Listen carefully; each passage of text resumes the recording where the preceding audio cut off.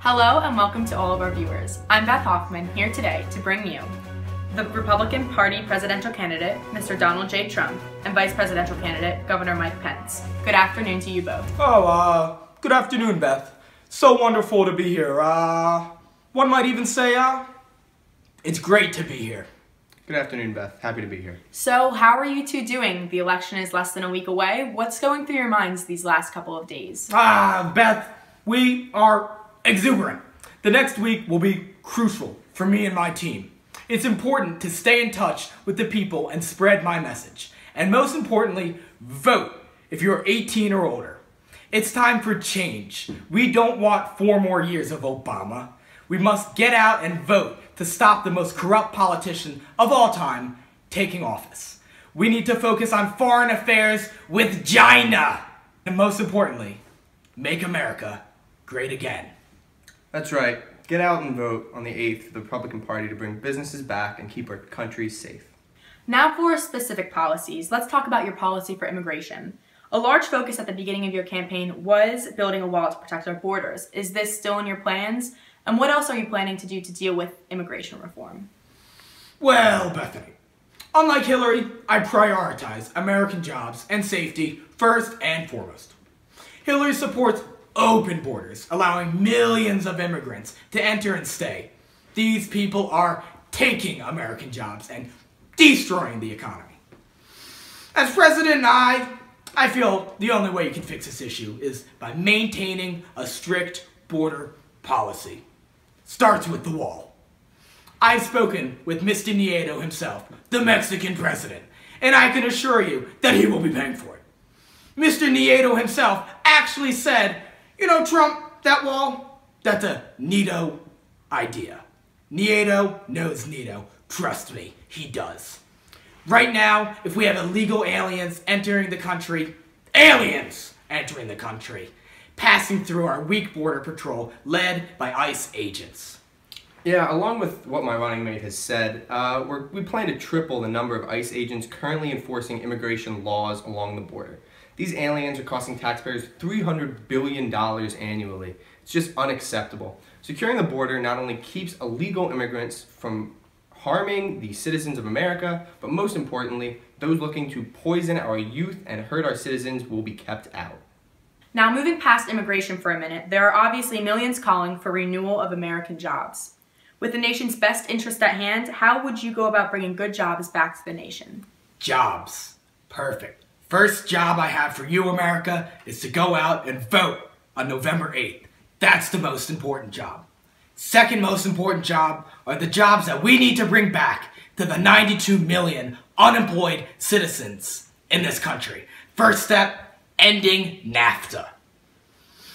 America has lost nearly 1/3 of its manufacturing jobs since NAFTA and 50,000 factories since China joined the World Trade Organization. Another way to lower unemployment is withdrawing from the Trans-Pacific Partnership, which is yet to be ratified.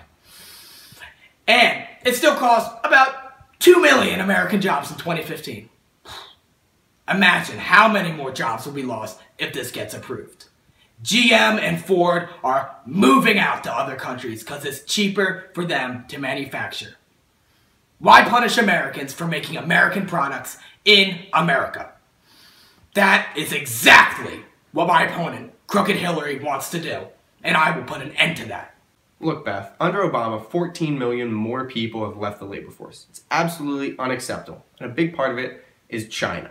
China's unfair subsidy behavior is prohibited by the terms of its entrance to the World Trade Organization. China will be deemed a currency manipulator, meaning we will instruct the U.S. Trade Representative to bring trade cases finally against China. If we stop China from abusing their power, it is expected to create 2 million more jobs right here in the United States. Mr. Trump, there's been a lot of media coverage about how you're saying that the election system is rigged.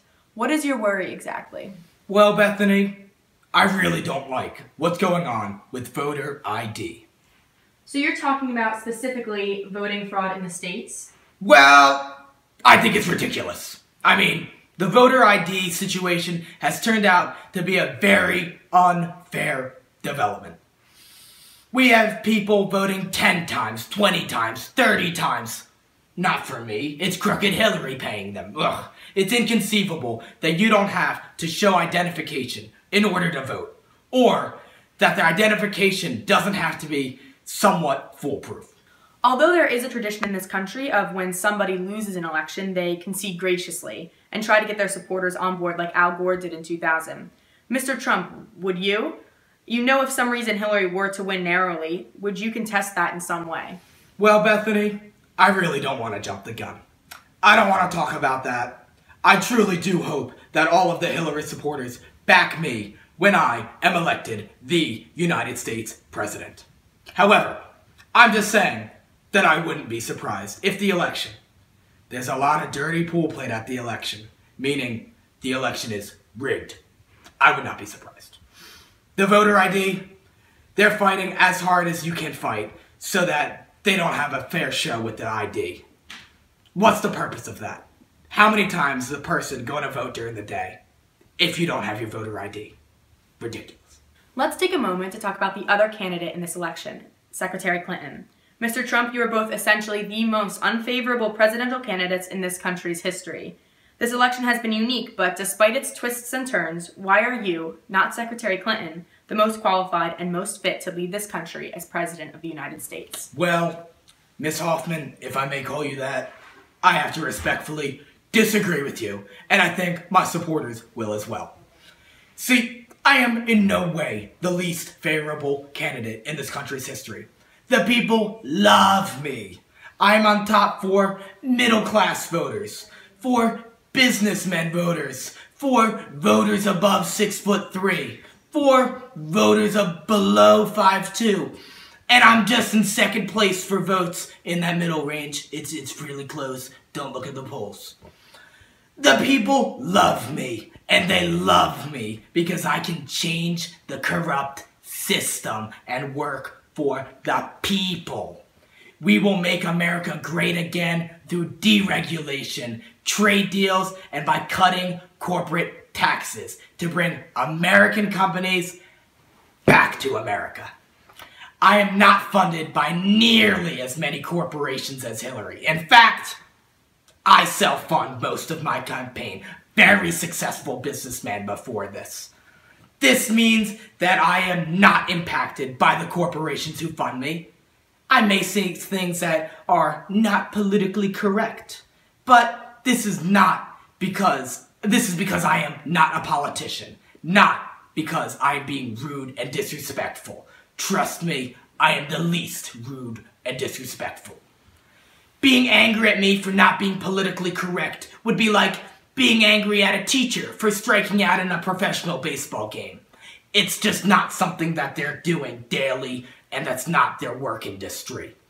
This is why I am the most qualified candidate, because I'm not in this industry, and I know the industries that you, the American people, are in. I am willing to change myself, become more like a politician. Not for me, not for you, but for the people. I'm here for the people. How does Hillary change for the people? With the delete button. I change for the people in the way the people want me to change for them.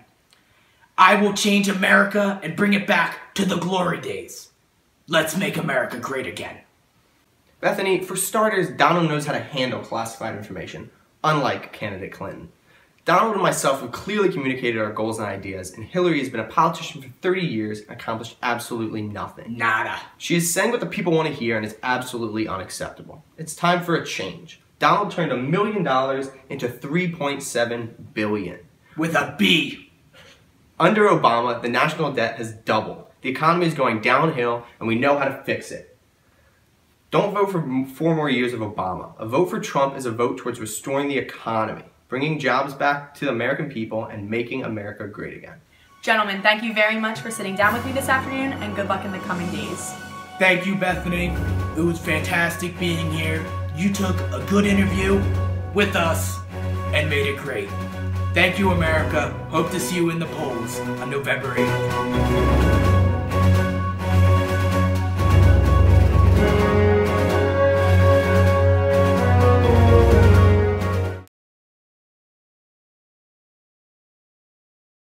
My PR firm said the young voters will love this. America, I will whip up some more jobs in the economy and drop the unemployment rate.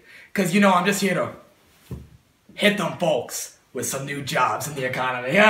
We just gotta, say nay nay to regulations and then, you know, dab a little greatness into America again. Thank you.